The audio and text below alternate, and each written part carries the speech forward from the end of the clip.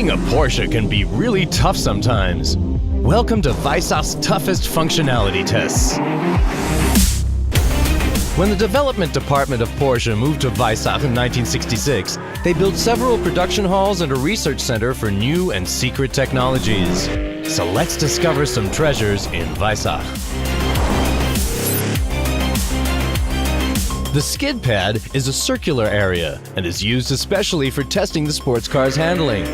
The most common skid pad test is the lateral acceleration measured with a G-force. With this test, we check the driving dynamic to its limits. Rapid turning maneuvers are used to test the wheel bolt's stability in terms of safety. The skid pad is one of the oldest institutions in Weissach and has been here for more than 50 years now. The test track is the core element and the test by fire for every new model. There are plenty of tests, just like driving over the metal potholes at 40 kilometers an hour. The chassis is exposed to simulated bad street conditions.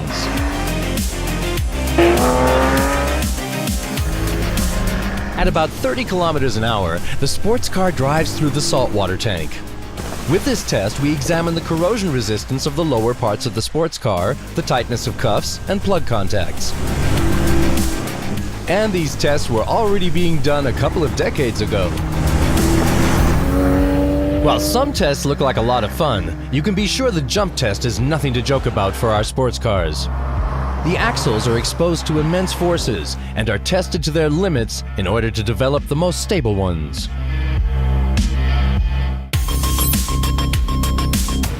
300 kilometers an hour is the speed with which airplanes take off. To avoid it, we test our sports cars from day one. This is very important as we experience these velocities while driving on the racetrack. And you don't want to miss out on speed when you're driving in a sports car. We've developed a vast range of rear wings and spoilers that produce a lot of downforce, always an advantage on the racetrack.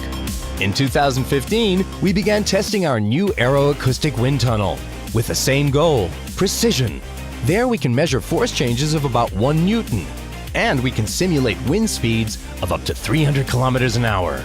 Just crazy. Time to get dirty. On our off-road track, we're able to drive a sports car through a fording basin and immediately deal with rugged terrain. Maybe this is one of the reasons why our rally cars were also very successful. Just like the 959, which won the iconic Paris-Dakar race through the desert after an intensive training period in Weissach. On the torsion waves, we test the chassis stiffness as well as shake stabilization.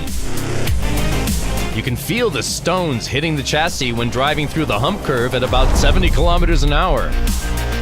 There and on the incline track, the sports car's total operational stability is tested to its limits. The fording basin tests the ability of our sports cars to deal with high water levels, for example in flooded tunnels or underpasses. What is a pain to the heart of every sports car enthusiast is one of the most important testing procedures in Weissach, the crash test. And yes, we always cry when a sports car is crashed. But in order to ensure safe models, we have to do it. By the end of the 1980s, Porsche installed its own system for crash tests in Weissach. 30 years ago, our engineers were as creative as today. To simulate brutal force impact, they used one physical force: gravity. Very clever. We used it to push them, to roll them over, to tackle them, and to skid them. But we wouldn't be Porsche if we didn't test our sports cars to their absolute limit.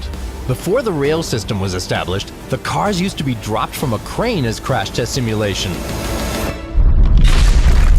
Ouch, that must have hurt.